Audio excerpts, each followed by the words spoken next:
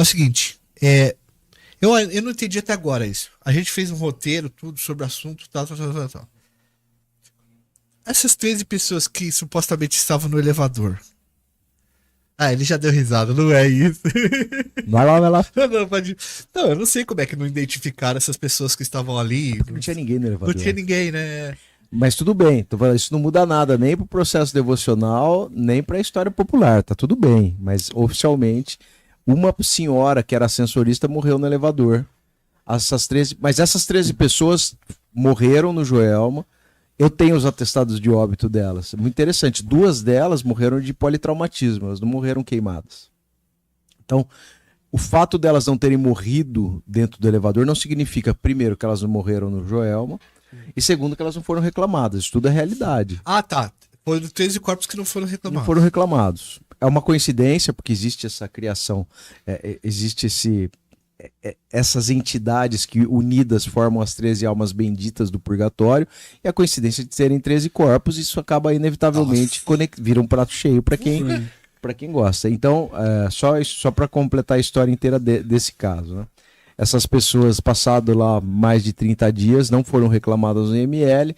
O cemitério da Vila Alpina, cemitério São Pedro, lá na Zona Leste de São Paulo, tinha acabado de ser inaugurado, então era um cemitério que tinha ainda uma disposição de terrenos maior do que os outros cemitérios da cidade.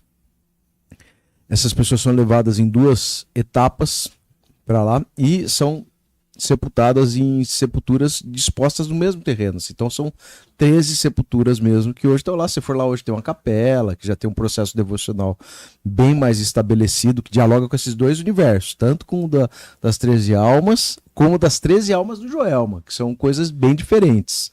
Mas bom, numa ocasião, só um adendo aqui, as pessoas acompanharam esse processo. Hoje a gente não tem muita dimensão e a nossa vida, essa loucura, não nos dá tempo para a gente sentir empatia por quem morre, por exemplo. Senão a gente passaria o tempo inteiro sofrendo, né, se martirizando, porque gente morre o tempo inteiro, traumaticamente, no nosso país e no mundo, né?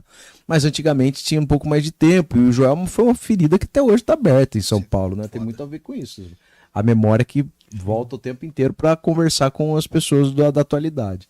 Bom, essas 13 pessoas são sepultadas. Um funcionário, numa ocasião à noite, começa a escutar gritos sendo emanados de cada uma dessas sepulturas. Intuitivamente falou: bom, eu sei que morreram no Joelma, vou jogar água nessa sepultura. Joga água na sepultura, elas acabam, os gritos vão se arrefecendo como se estivesse esfriando e param. Essa história ganha vulto. Já existia muita gente indo lá rezar por essas almas.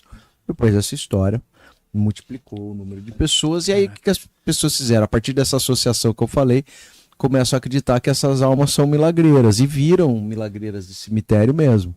Então hoje você vai lá, é impressionante, cara. Tem placa desde cara que foi curado de câncer, nego que parou de beber, outro que conseguiu vender uma areia, 98, coisa assim, pro título do Corinthians, é tudo junto, assim. E tô falando isso tudo porque essa é uma espécie de milagreiro muito interessante, porque tem conexão com esse assunto, voltar pro lance das casas dos lugares assombrados, né? Ou com frequências fantasmagóricas. Nessa igreja, a igreja do Sagrado Coração e Sufrágio, ela tinha uma capela anteriormente e pegou fogo depois que ela foi construída. E no incêndio dessa capela, um padre chamado Vitor Jouet, que era do Moio lá, era lá daquela paróquia, identifica um espírito transitando no fogo. Ele acha estranho, uma forma humana, toda hora aparecia no fogo. E ele continua ajudando a apagar o incêndio. Quando termina de apagar o incêndio, ele percebe num altar de Nossa Senhora da Conceição como se tivesse sido pirografada a imagem que ele viu no fogo. Exatamente a descrição perfeita do que ele havia visto transitando no fogo, ele vê impresso nesse altar. Ele conta isso pro Papa na época, que era o Papa Pio X, se eu não me engano. Conta pro Papa Pio X e fala: Papa, eu gosto eu tenho muito interesse em estudar o purgatório e as almas do purgatório. O senhor me permite avançar meus estudos? Ele falou: claro que sim. Ele falou: o senhor me permite reunir todas as evidências que eu tenho e que eu tenho procurado, que eu tenho estudado em um museu? Ele falou, sim. E aí ele cria o Pequeno Museu das Almas do Purgatório. É um lugar que é meio único, porque não existe outro museu de alma de purgatório. Ele é pequenininho, só que tem 14 casos que esse cara, que o padre Vitor Jouet, estudou. E é muito interessante, porque qual que era o critério dele, né? Essas aparições, esses espíritos se manifestarem em locais católicos. Então, normalmente, não era qualquer assombração, era uma assombração muito conectada à experiência católica. Então, tem um monte de mosteiro, um monte de lugar conectado à igreja. E as histórias mais interessantes possíveis, mas sempre ligadas à percepção de que aquele espírito está no purgatório em busca da salvação, que ele tem expectativa, mas ainda não é consagrado. Tá. Então, por exemplo, uma das histórias que me impactou bastante lá e que tem e que resultam em evidências físicas. Esse é outro assunto interessante. Então não basta só você ter tido uma experiência, tem que ter uma prova. Tá. E ele tem 14 casos com provas. Então ele tem prova que tem os dedos do espírito no livro de oração. Ele tem provas ele tem a mão do padre, esse que eu acho interessante, que é o padre Panzini. Era um padre que está no purgatório, aparece para uma suora, para uma freira e fala, eu estou no purgatório, eu preciso de algumas missas em minha homenagem. Por favor, organize isso para mim que eu preciso ir embora do purgatório. Eu acho que essas missas eu vou embora, vou para o paraíso. E para não parecer que é um delírio da pessoa, ele deixa uma evidência física. O que ele faz? Ele põe a mão dele em cima de uma madeira junto com o seu crucifixo. Então você tem lá no armário do cara, você tem lá depois se vocês quiserem eu mando foto até para se quiser fazer alguma coisa, e você vê a palma da mão como se fosse pirografado assim. E você tem vários outros casos. Tem a mãe de um cara na França, um cara que era super religioso e a mãe morreu 27 anos antes.